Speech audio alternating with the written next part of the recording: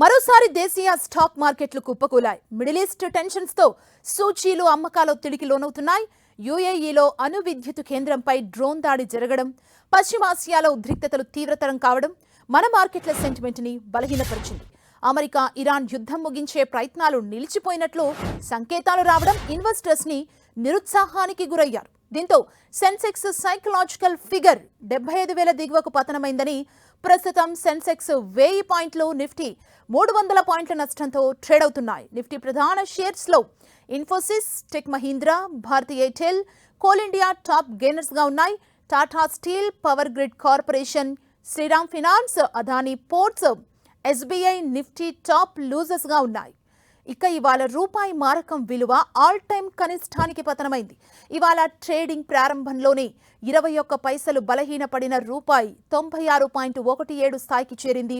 గత శుక్రవారం తొలిసారిగా రూపాయి మారకం విలువ 96ను క్రాస్ చేసింది. రూపాయి మారకం విలువ 100కు చేరొచ్చనే అంచనాలు ఇన్వెస్టర్స్ ని భయాందోళనకు గురి చేస్తున్నాయి. మరోవైపు క్రూడ్ ఆయిల్ ధర అంతర్జాతీయ మార్కెట్లో భగభగా మండుతోంది. ఇవాళ బ్యారెల్ బ్రెంట్ క్రూడ్ ధర $111 పలుకుతోంది.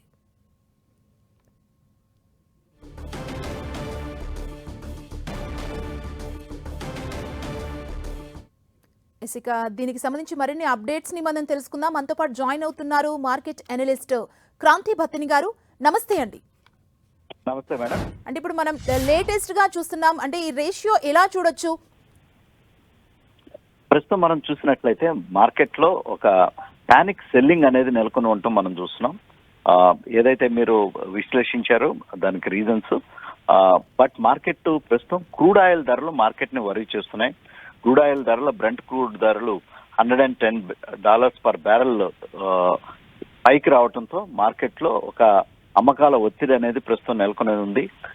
ప్రధాన ఇండెక్సెస్ కానీ లాంటి సెన్సెక్స్ కానీ నిఫ్టీ కానీ వాటి యొక్క సపోర్ట్ జోన్స్ అన్నిటిని వైలేట్ చేయటం, ఆ సపోర్ట్ జోన్స్ కి కిందకి రావటం మనం ప్రస్తుతం చూస్తున్నాం. అందుకే మార్కెట్ లో ప్రస్తుతం ఒక సెల్లింగ్ ప్రెషర్ అనేది బ్రాడ్ బేస్డ్ గా ఉంది.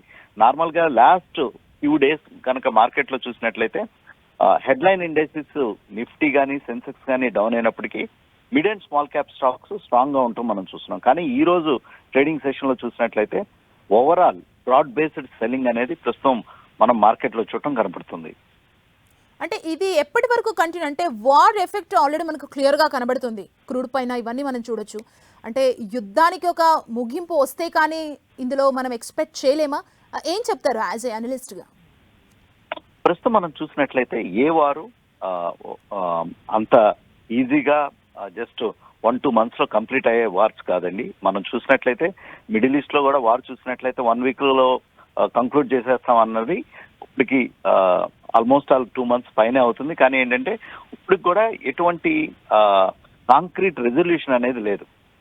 అంటే మళ్ళీ ప్రొవోకేటివ్ గా వార్లోకి వెళ్ళడానికి అవకాశం కూడా కనపడుతుంది. సో ప్రస్తుతం మార్కెట్ కి ఉన్న వర్రీ ఫ్యాక్టర్ ఏంటంటే వార్ ఒకవైపు ఉన్నప్పటికీ, బట్ క్రూడ్ ఆయిల్ ధరలు ఇండియాకి మనకి లాస్ట్ 10 years మన అడ్వాంటేజ్ గానే చూసినట్లయితే క్రూడ్ ఆయిల్ ధరలు ఒక బేర్ మార్కెట్ లో ఉండటం చూస్తున్నాం. కానీ ఇప్పుడు ప్రస్తుతం ప్రొలాంగ్డ్ గా లాస్ట్ 1 month అబౌవ్ నుంచి $110 పర్ బ్యారెల్ ఉండటంతో మార్కెట్స్ కి ఒక వరింగ్ ఫ్యాక్టర్ కింద ఉంది. ఇట్లనే క్రూడ్ ఆయిల్ కనుక ఎలివేటెడ్ లెవెల్లో లాంగ్ టైం కనుక ఉన్నట్లయితే కనుక మార్కెట్ మీద, ఇండియన్ ఎకానమీ మీద ఒక నెగిటివ్ ఇంపాక్ట్ అనేది చూపించడానికి అవకాశం ఉంది. అందుకే ఈ రోజు మార్కెట్ లో ఇటువంటి అమ్మకాల ఒత్తిడి అనేది మనం చూస్తున్నాం. అండ్ ఏ స్టాక్స్ ఎక్కువగా అమ్మకాల ఒత్తిడికి గురవుతున్నాయి? అంటే ప్రెసెంట్ టైంలో మీరు మదుపర్లకు ఇచ్చే సూచనలు ఏంటండి? ప్రస్తుతం ఏంటంటే ఇన్వెస్టర్స్ దీన్ని, ఈ మార్కెట్ ని, ఈ క్రూడ్ ఆయిల్ కనుక ఒక తగ్గుముఖం పట్టేంత వరకు ఒక by on dip, cell on rally kind of market కింద చూడాలి. ఒక షార్ట్ టర్మ్ పొజిషన్స్ అనేవి మెయింటైన్ చేయాలి. ఏదన్నా సడన్ బైలో డిప్ లో బై చేసినప్పుడు, సడన్ ర్యాలీ వచ్చినప్పుడు మళ్ళీ ఇమీడియట్ గా ప్రాఫిట్ బుకింగ్ చేసుకోవటం అనేది ఈ మార్కెట్ లో చాలా ఇంపార్టెంట్ ఫ్యాక్టర్. ఈ మార్కెట్ లో కొంచెం లాంగ్ టర్మ్ ఇన్వెస్టర్స్ కి కొంచెం ఇన్కన్వీనియన్స్ అనేది కనపడుతుంది. ఎందుకంటే 100 rupees లో కొంటే అది 110 వెళ్తుంది. 110 లో కనుక ప్రాఫిట్ బుక్ చేయకపోతే మళ్ళీ 80 rupees కి వస్తుంది. సో అందువల్ల కొంచెం ఈ మీడియం టు షార్ట్ టర్మ్ లో కొంచెం ఒక డెలివరీ బేస్డ్ ట్రేడింగ్ అనేది చేయటం ఇంపార్టెంట్ కింద చూడాలి. అంటే ఇప్పుడు స్టాక్ మార్కెట్ల క్రాష్ రీజన్తో మదుపర్లు చాలా నష్టపోతున్నారు, వారికి నష్టం జరుగుతుంది కదా. సో ప్రెసెంట్ టైంలో ఏ షేర్స్ని హోల్డ్ చేయడం మంచిదంటారు? ఏ అయితే స్టాక్స్ క్వాలిటీగా ఎర్నింగ్స్ ట్రాక్ రికార్డ్ ఉంది, అంతేకాకుండా ఫ్యూచర్ ఎర్నింగ్ విజిబిలిటీ బాగా ఉందో అటువంటి స్టాక్స్ ని హోల్డ్ చేయాలండి. అది క్వార్టర్లీ పరంగా రిజల్ట్స్ కానీ, లేకపోతే మనం రీసెంట్ గా ఇప్పుడు మార్చ్ క్వార్టర్ రిజల్ట్స్ వచ్చినాయి. ఓవరాల్ ఇయర్ పెర్ఫార్మెన్స్ ఈ సంవత్సరం ఎట్లుంది, లాస్ట్ ఇయర్ పెర్ఫార్మెన్స్ ఎట్లుందో ఈ రిజల్ట్స్ ని ట్రాక్ చేస్తూ ఎర్నింగ్ విజిబిలిటీ కనుక బాగుంటే కనుక అటువంటి స్టాక్స్ ను ఉంచడం, లేదు ఎర్నింగ్ విజిబిలిటీ సరిగ్గా లేదు అనుకుంటే కనుక ఆ స్టాక్స్ లో ప్రాఫిట్స్ బుక్ చేసుకోవడం కానీ, లేకపోతే ర్యాలీస్ వచ్చినప్పుడు ఎగ్జిట్ అవడం కానీ ఒక ఇంపార్టెంట్ అంశం కింద ప్రస్తుతం చూడాలండి. అండ్ ఇప్పుడు మనం రూపాయి కూడా భారీగా డౌన్ఫాల్ కనబడుతోంది, 96 మార్కును దాటింది. సో ప్రెసెంట్ టైంలో ఇన్వెస్టర్స్కి మీరు ఇచ్చే సజెషన్స్ ఏంటండి? ఇప్పుడు స్టాక్ మార్కెట్ డౌన్ అవడానికి ఒక ప్రధాన కారణం కూడా ఇప్పుడు రూపాయిలో ఉన్నటువంటి ఈ డౌన్ ట్రెండ్ అన్నమాట. మనం చూసినట్లయితే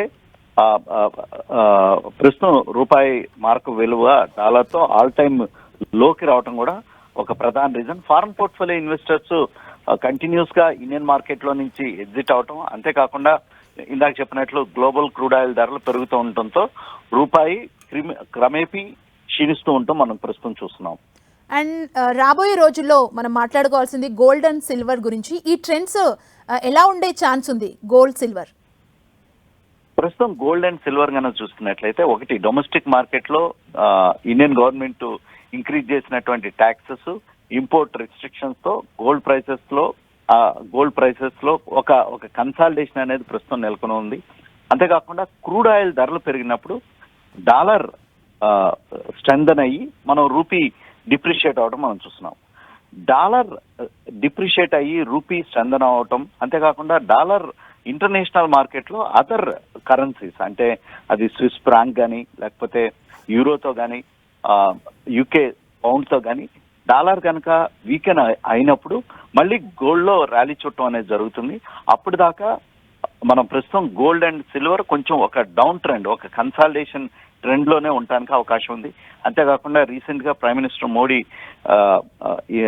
ఇన్వెస్టర్స్ కానీ ప్రజలకి గోల్డ్ పర్చేజెస్ ఆపమంటాం అని చెప్పడం కూడా గోల్డ్ అండ్ సిల్వర్ మీద కొంచెం మీడియం టు షార్ట్ టర్మ్ లో ఒక నెగిటివ్ ఇంపాక్ట్ అనేది ఉండడానికి అవకాశం ఉంది. Okay, thank you so much అండి. 10 టీవీతో జాయిన్ అయ్యి మీ అనాలిసిస్ అందించినందుకు థ్యాంక్ యూ సో మచ్.